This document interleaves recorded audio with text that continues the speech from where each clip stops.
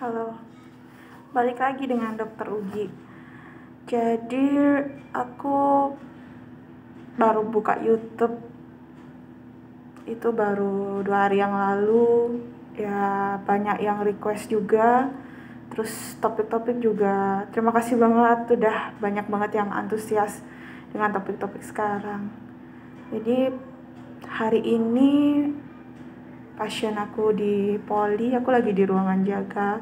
Jadi pakai APD masih, cuman face shieldnya kita lepas sama handset kita lepas. Nah itu tadi kebetulan ada yang menarik kasusnya. Dia ada pasien dengan ibu hamil, itu ada 2 yang kontrol. Nggak tahu ya, rata-rata sekarang pasien yang sudah kedeteksi jantung itu banyak yang lagi hamil sekarang. Jadi rada-rada aku biasanya bilang sih, memang kalau mau rencana hamil tolong kasih tahu saya jauh-jauh hari biar saya bisa persiapan gitu ya. Tapi tadi kebetulan ada pasien yang dirujuknya udah umur 8 bulan ya. Jadi baru kenalan sama aku di umur 8 bulan. Bayangin aja, udah pasiennya hamilnya gede, terus ternyata sudah punya riwayat jantung tadi tahun 2018. Itu udah 2 tahun lalu berarti dia nggak berobat, katanya sudah berasa sembuh. Memang ya untung-untungan, dan itu juga berkah ya, kan namanya hamil kan berkah.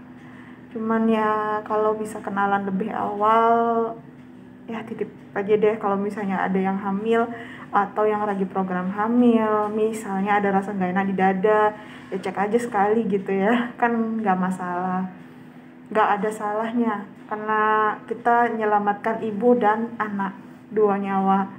Jadi cek aja. Terus juga kan pikiran jadi lebih tenang ya, keluarga juga lebih tenang gitu. Jadi nggak ada lagi istilahnya itu meninggal mendadak karena jantung. Itu kalau bisa kita minimalkan. Memang ada risiko, pasti ada, tapi kalau bisa kita kurangi ya kita kurangi. Tadi si pasiennya sempat curhat ya, karena dia baik-baik aja ya, baik-baik aja menurut pikiran beliau, tapi dari tulisan yang ditujukan ke saya itu tidak baik-baik saja gitu ya. Jadi ada diskrepensi ya, perbedaan yang dituliskan ke saya dari dokter spesialis kandungannya itu dengan keluhan gitu. Jadi ya alangkah baiknya kita kenalan dari dulu. Nah yang satu lagi memang saya sudah programkan, jadi dia dengan kelainan gondok ya, tiroid itu. Gondoknya memang besar gitu. Jadi memang dengan kelainan tiroid, nah kebobolan. Nggak nyangka dia hamil karena memang mensnya tidak teratur.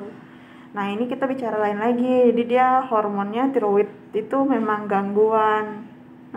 Dia sudah sakit itu dari sebelum COVID ya, kayak bulan Januari gitu. Terus kebobolannya itu bulan Juni lalu.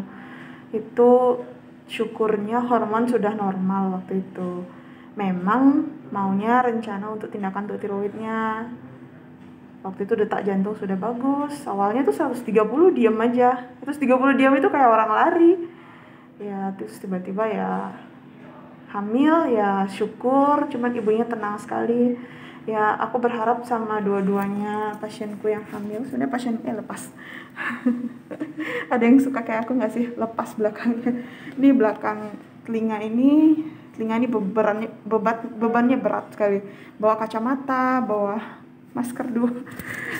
Jadi agak berat, sering lepas. Jadi kalau ibu hamil yang kontrol di aku sekarang itu total kayaknya ada 10 ya. Yang program juga ada. Cuman memang psikis sangat menentukan. Jadi ibu ini beratnya awalnya 35, tingginya memang 147. Cuman beliau sangat kooperatif ya, sangat laten. Dan misalnya kita di WA, saya sering terima WA itu jam 11 malam. Itu biasa curhat ibu-ibu hamil. Itu saya biasanya agak ngomel gitu. Bu, udah jam segini gitu. Tutup HP-nya, jangan sampai kepikiran sama yang tidak-tidak. Apalagi lihat berita macam-macam yang ya bisa dikatakan agak simpang siur. atau tidak tidak menenangkan jiwa ya, jadi ya sebaiknya ditutup aja teleponnya gitu. Biasanya saya bilang gitu, soalnya itu ibu hamil kan memang tinggi ya, nadinya itu pasti naik ya, apalagi usia kehamilan 32 minggu itu memang nadi pasti naik. Orang normal pun hamil nadi pasti naik, apalagi yang sudah pernah ada kelainan jantung, kelainan hormon misalnya tiroid, atau misalnya dia pernah kayak serangan gitu istilahnya ya. Itu ada yang kemarin juga kayak gitu, kayak serangan jantung tapi bukan serangan jantung yang asli gitu.